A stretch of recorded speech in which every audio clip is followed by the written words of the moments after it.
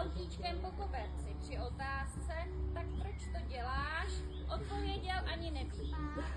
Bude policistou.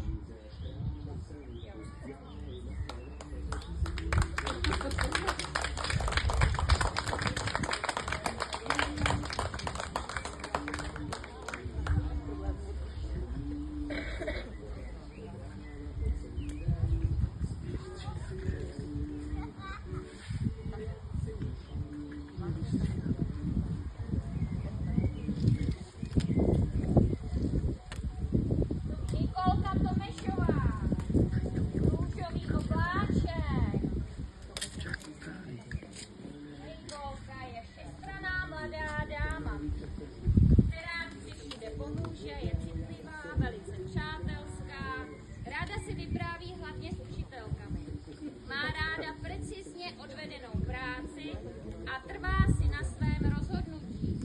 Zkrátka přesto nejede vlak. Má ráda copánky, když jí je maminka uplete. Nemá ráda, když jí do mísek, to je její bratříček. Mlátí dotaz, to jí prý někdy dělá. Bude pracovat v nemocnici v laboratoři.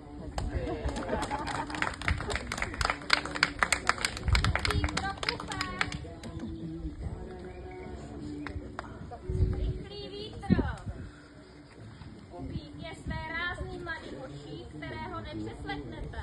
Je šikovný, kamarádský, se svým kamarádem Samíkem, dokáže vymyslet pěkné lupárny. Má rád auta a motorky, konstruktivní a magnetické hry. Má rád králíka, protože má chlupy a rád se s ním mazlí. Nemá rád, když mu z nosu teče krev. Bude policajtem.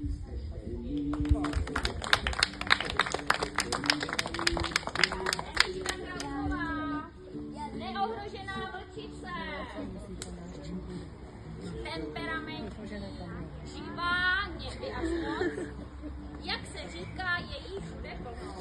Je kamarádská, chytrá, citlivá, velmi šikovná herečka, která své role zvládá bez problémů.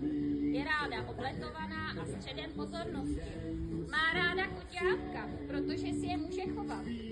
Nemá ráda, když jí koťátko kouše a škrábe. Bude policajtkou.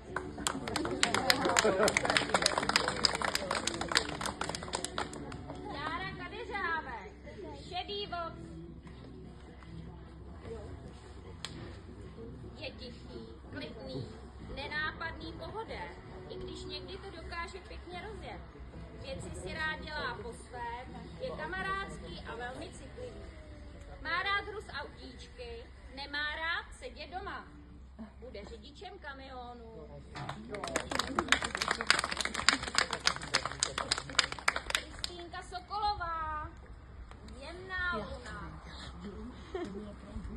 Je kamarádská, citlivá, ale dokáže se odvázat. To je pak nezastavení. Při výkladních a pracovních činnostech dokáže uplatnit svou fantazii a představivost. Má ráda kolektivní hry. Má ráda duhu. Nemá ráda bordel. Bude paní učitelkou ve školce.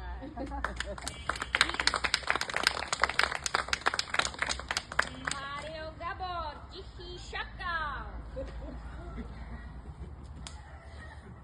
Temperamentní chlapec, který si rád povídá, hlavně s učitelkami.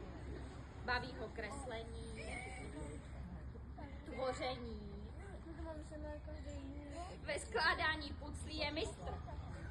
Má rád vystupování ve školce. Nemá rád kočku, protože ho jednou škrábla. Bude muzikantem a bude hrát na kytaru.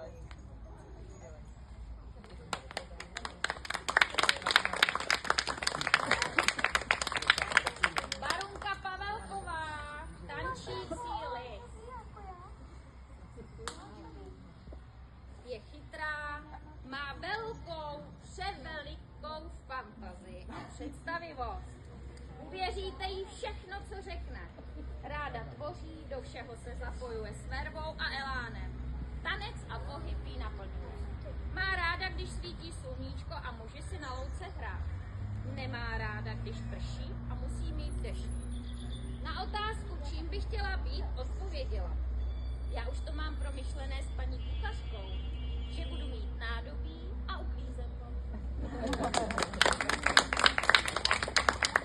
Marian Gábor. Malý bizon. Dá se říci, že je to malý neposedák, kterého nic, ale opravdu nic nerobí.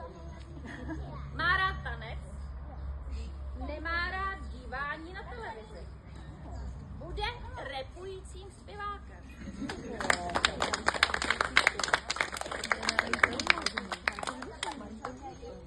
Takže toto je 9 předškoláčků, kteří od září nastoupí do první třídy základní školy. Milé děti, chtěla bych vám za všechny popřát, ať se vám daří. Hodnou a hlavně trpělivou paní učitelku a spoustu nových kamarádů.